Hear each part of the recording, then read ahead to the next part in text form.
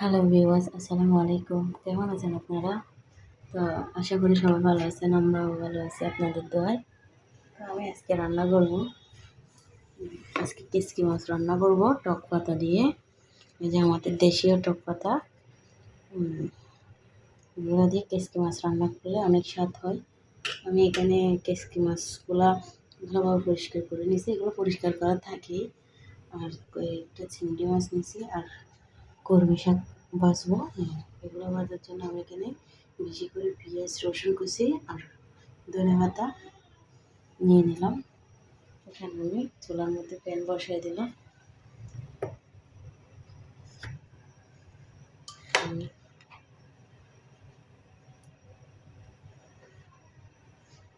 হচ্ছে শুটকি মাছের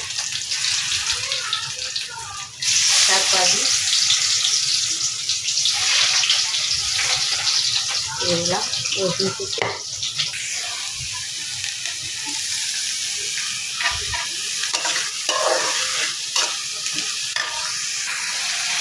শুটকি মাছের মশলাগুলো দিয়ে বড় করে নাড়াচাড়া করে কষা করবো। একদম লসা লসা করে রান্না করবো। কিচকি মাছগুলো আমি কোনো পানি দেবো না।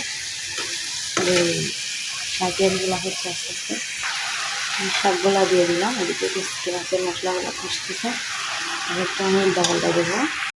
কারণ আমি কিচকি মাছগুলো দিয়ে দিলাম। পাতাগুলো আমি কিচকি মাছের উপর দিয়ে দিলাম, আর এদিকে শাকগুলো একটু নাড়ে চাড়ে দিলাম। কিচকি মাছগুলো হয়ে গেছে, আর এদিকে শাকগুলো হয়ে গেছে। চুলাটা অফ করে দেবে, এখানে আমি ধনেপাতা ছিটে দিলাম উপর দিয়ে।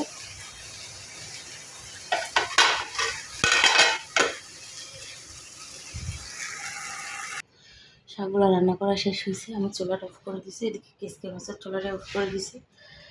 একদম শাকগুলো অনেক ছিল, কাঁচা থাকতে এখন একদম কমে গেছে, কমে একটুখানি হয়ে গেছে। আর কিচকি মাছগুলো এই যে দেখেন, উপর দিয়ে ধনেপাতা ছিটে দিছি আর তাড়াতাড়ি ঢেকে দিছি, কারণ ধনেপাতার ঘ্রাণটা যাতে থাকে। তো গাইস, ভালো থাকবেন। আজকে এই পর্যন্ত, দেখা হবে অন্য একটা ভিডিওতে। দোয়া করবেন আমাদের জন্য। আসসালামু আলাইকুম ওয়া রাহমাতুল্লাহ।